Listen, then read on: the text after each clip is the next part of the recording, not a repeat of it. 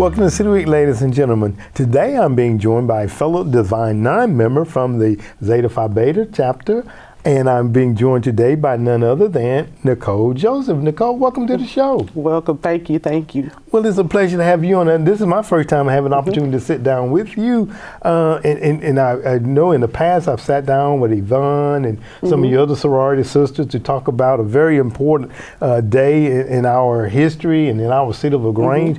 But before we get started talking about that, because it is my first time, let me find a little bit about you, if you don't mind. Tell me a little bit about you. Okay. Well, I am Nicole Joseph, and I've been a resident of LaGrange for a long time, but I've been living in Hogansville, Georgia for 16 years. Okay. So I'm married to Lynne Joseph, and I have 5 children. They attend Troup County schools. 3 of them, 2 have graduated. They're in college now. Okay. I graduated from LaGrange College with my master's with clinical mental health counseling.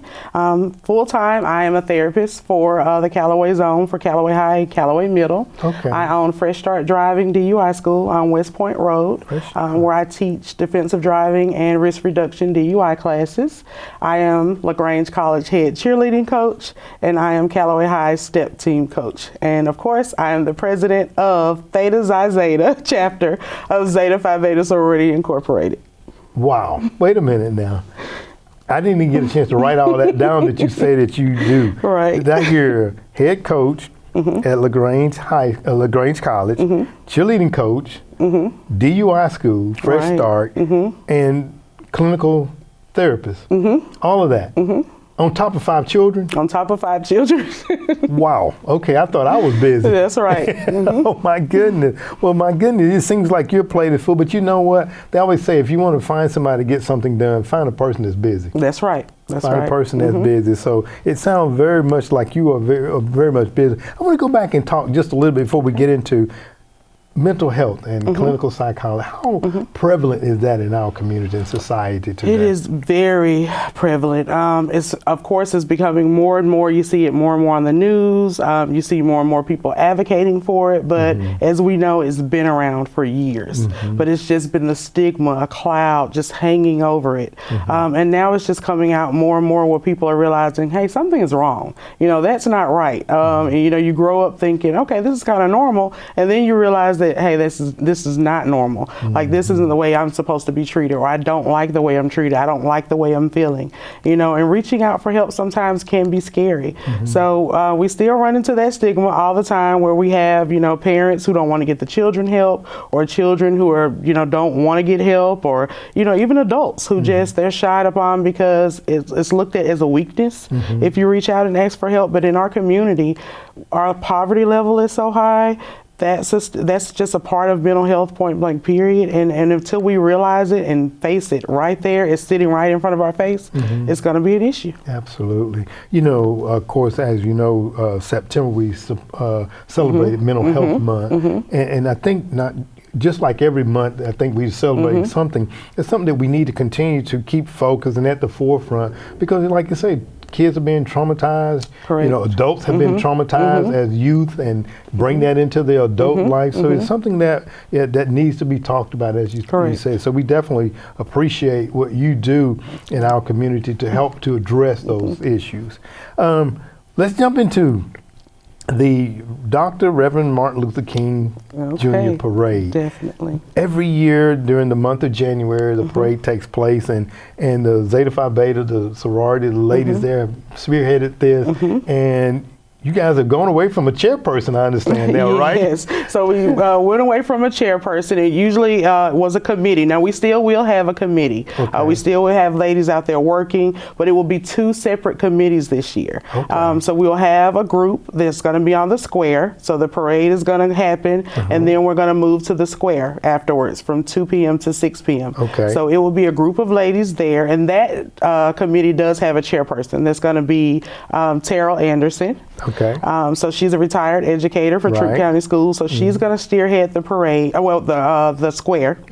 And Carla Leslie Gooden, she will be handling things at the parade at the park before it the starts. start site. Yeah, the Okay. starting site. The Okay. starting site. But Okay. pretty much the parade has been taken care of, so we kind of wandered away from that chairperson. Okay, Yeah. all right. Because I know Yvonne has been on, Yvonne Pittman, who everybody knows. That's right. here Yes. in the community has come on with me, and other people, Miss Faye Gillum, don't want to start naming folks off, miss somebody. And you ladies do a wonderful job every year.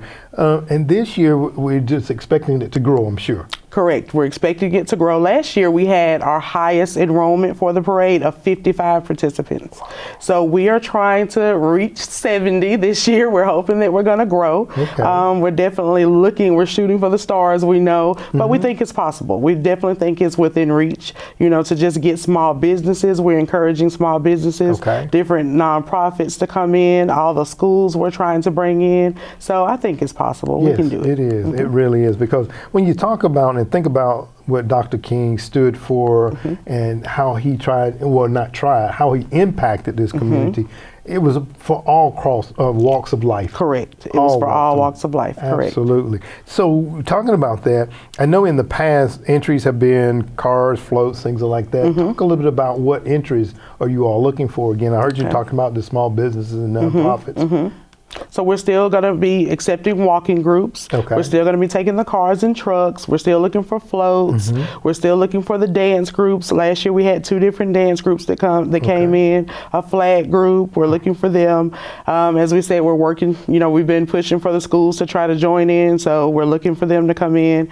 We're also looking to get different organizations up on the square, and that's going to be for nonprofit only. Oh, okay. So that's going to be nonprofit only on the square from 2 to 6, and that's not separate from the parade. It's just it will be after the parade. Okay. And we're encouraging people to make sure participate in both. Do the parade and then go up to the square, or have somebody in your vendor spot on the square while you're in the parade, and then move up to be with those people, or something like that. So we're definitely hoping that we could do that and bring more people out. Okay, good. Now and I know that, because y'all have revamped the parade somewhat. How do people register to be a participant in the parade this year? Okay, so in the past, we've typically sent out a flyer, sent out a letter, telling them that the parade was going to happen, when it was going to happen, and the time. The time is still going to be the same. Still going to start at 1 o'clock. It's still going to leave from Granger Park parking lot. It's still going to be at the top, right across from LaGrange High School, right there on Honeycutt. We are just moved to a digital platform now, so there's no more letters. We will send out some letters for nonprofit vendors, letting them know the rules of the square, but that's just going to be for them. But the parade, once they sign up, we're encouraging them to go to Eventbrite, sign up, look at our page, Theta Xi Zeta. We have a whole Eventbrite spread up there, so we're encouraging them to just go there and sign up, because once the deadline happens, we're not going to open it back up for people to sign up. So the square deadline is going to be like December 21st. Okay. December 21st, and the reason why that deadline is pushed so far is up, because we need to make sure that we get their nonprofit paperwork back. Okay. So, and we don't want to run into January and we're looking for paperwork, or nobody sent their paperwork in, or they're trying to get it from the state. We want to make sure that they understand it's strictly nonprofit vendors on the square. Oh, okay. Very good. Yeah, but for the parade, it's going to go all the way out into January 5th. So for registration. For registration. Okay. All right. January the 5th. January the 5th. And we talked about it starting at 1 o'clock. We got to give the date. That's right. It's January 13th. So it's the second Saturday in January. We never shy away from that second Saturday. It's always going to be that day. That's right. Yes, it's always going to be that one. And I can remember being out there covering it. I think it was last year. It was yes, a little last cold year. and rainy. It was cold and rainy. It was so cold. It was, absolutely. So people can go to Eventbrite, and then the fee schedule is there for the various categories? The fee schedule is there. That's correct. The fee schedule is there for the various categories, and it's already on sale. It went live September 1st. Oh, okay. So we've had some entries, very slow, but we're looking for it to definitely pick up once we get the word out more. Okay, very good. Now, and you're talking about you guys, you ladies are extending it The parade takes place starts at 1 o'clock, and then at the conclusion of the parade, you have the vendors on the square. Talk about what is that in reference to? So that is in reference to King having, he was for service 365, and like you said, he worked for all walks of life. He didn't shy away from anybody, you know, any color, nothing. So we just wanted people to know that, hey, we don't want it to be a day off, or we don't want it to just be the parade and that's it. We want to let people know that we're always working 365. That we want organizations to come out for nonprofit, because we don't keep anything that we bring in, we give it all out. And there are other organizations who are very well doing the same thing. So we want them to come out. It's just a lot of people who don't know. I'll even see it on social media all the time. People say, do you know anybody that can help do this? Do you know anybody that specializes in this? But if they came out and we were able to hand out flyers or, you know, letting people know, we offer free reading, free tutoring, you know, just things like that, I think it would definitely help. Absolutely. And you know, again, because our community sometimes say, well, I didn't know about that, I didn't know, but here's an opportunity for the community to come out, and we have a number of resources here in our community. You know, I chair literacy volunteers. And we may have to get us a table to sit out there, to let people know about our services that we provide as well. So again, the 35th, I think it is. It is the 35th. 2024 will be the 35th. Wow. Okay, the 35th annual, the Dr. Reverend Martin Luther King Jr. King Parade that will be taking place in downtown LaGrange, Georgia, hosted each year by the ladies, wonderful ladies of Zeta Phi Beta. And we just thank you all for doing that and making sure that his dream continues to live on throughout our community. And I know that your sisters will be there. They will. Of course, my brothers will be there. We better be there in numbers as well as the other. We're inviting all the other Divine Nine members to come out and the community to come out. So again, if you don't mind, just recap where, when, and things like that. Okay, all right. So it's going to be January 13th. We're going to start at Honeycutt Place, right across from LaGrange High at the top in that parking lot. It's going to look different. You know, we're going to be lining up a little different also. But that's where it's going to be on January 13th. That's second Saturday. All right, starting at 1 o'clock p.m. Once the parade is over, we will then move to the square for a day of service from 2 p.m. to 6 p.m. And the theme this year, the theme for 2024 is Living the Dream, It Starts With Me. Okay, and I'm glad you mentioned that, because I failed to ask that. That's okay. Living the Dream, It Starts With Me. Okay. Well, very good. Well, Nicole, I want to thank you so much for coming on, and definitely want to have you come back on a little bit later as we get closer to that, just to kind of talk about the entries and making sure maybe we might need to make another plea, but we know everybody's going to come on out and get started. Nonprofits, come on out. That's right. We encourage you, please come out. That's right, a day of service. That's right. So we're going to have you come back on a little bit later on in the year, just again to bring attention to it, so people can't say that I didn't know about it. That's right. That's right. Thank you very much for what you do in our community also, and thank you for coming on and being my guest today. Thank you. All right. Ladies and gentlemen, stay tuned for more City Week coming up in just a moment.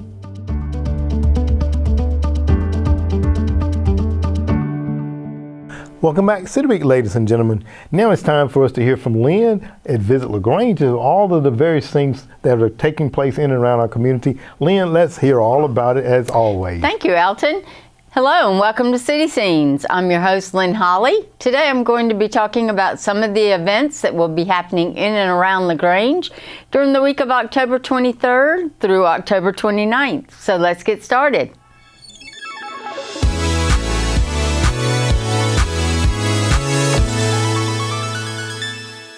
Music has the power to not only evoke emotion and nostalgia, but also cultural identity.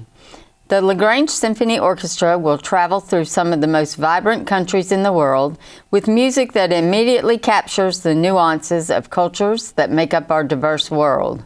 From the Great Plains of the United States, the fiery fever of Latin America, and the elegance of France, we conclude this program with Maestro Pryor's critically acclaimed interpretation of R. Vaughan Williams' first purely orchestral major work, Symphony No. 2, A London Symphony. For tickets, call the LaGrange Symphony Orchestra office at 706-882-0000 0662 or email boxoffice@lagrangesymphony.org. Saturday, October 28th from 1 p.m. until 3 p.m. Downtown Trick or Treat. Save the date for our annual Downtown Trick or Treat on October 28th from 1 to 3. This safe, family-friendly event is a community favorite that you don't want to miss. Grab the family and make it a fun day downtown. There will be games, music, and of course candy. There will be several other churches having trunk or treat that same day. Be sure to check out Facebook for those events. Saturday, October 28th from 7 p.m. until midnight, Nightmare on Main Street, Halloween at Wild Leap LaGrange. A haunting Halloween experience awaits. Get ready for a spine-tingling journey into the heart of Halloween darkness at Wild Leap LaGrange's Nightmare on Main Street event. As the sun sets and the moon rises, we'll transform our brewery into a realm where nightmares come to life. Immerse yourself in a nightmarish dreamscape as our brewery undergoes a terrifying transformation. Expect creepy decor, chilling sights, and bone-chilling thrills. Sinister spirits. Quench your thirst with our signature craft brews, ghoulish cocktails, and slushies that will send shivers down your spine. Dance the night away to the haunting beats of our live DJ, who will summon eerie melodies to enchant your soul. Dress in your most terrifying and imaginative costumes. Prizes await the spookiest, most creative, and downright frightening outfits. Get ready to scream with delight as we summon the spirit of Halloween with all your favorite movie classics, including Freddy Krueger, Jason Voorhees, and Michael Myers on our chilling big screens. Fiendish food trucks. Satisfy your hunger with a selection of sinistry, delicious treats from 3 spine-tingling food trucks. Pinky's Burgers, Chuck E. D's, and Beanzo's will be on site, offering a feast worthy of the darkest nightmares. Entry is free. This is an age-restricted event, 21 and up. Saturday, October 28th at 7 p.m., the Great October Organ Extravaganza at First Baptist Church on the Square. Several local musicians come together for a night to perform music that will get anyone in the fall spirit. Choral Society of West Georgia proudly presents the Great October Organ Extravaganza. Again, it's at 7 p.m., First Baptist Church on the Square, free admission. You don't want to miss it. Saturday, October 28th at 7:30 p.m., Diane Durrett and Soul Sugar, Halloween Party at Pure Life House of Music. Our blowout end of the Blues Series extravaganza. It's Halloween Party.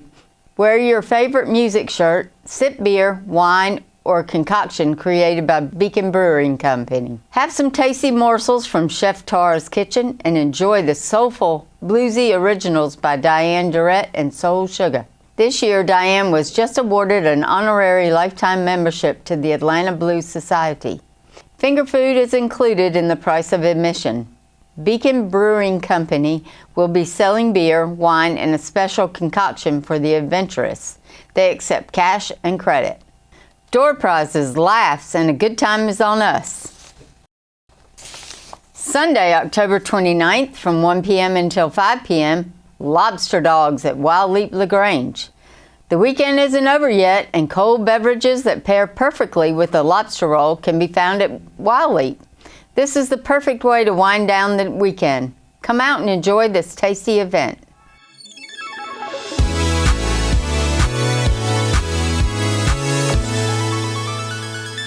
So Alton, these are just a few of the events that will be happening in and around LaGrange during the week of October 23rd through October 29th.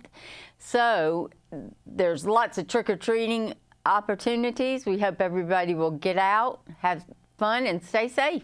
Lynne, I want to thank you very much for all those wonderful things. And as getting to the fall of the year, I know people will come out and definitely enjoy this weather and enjoy all of the outings. So thank you very much for that lineup.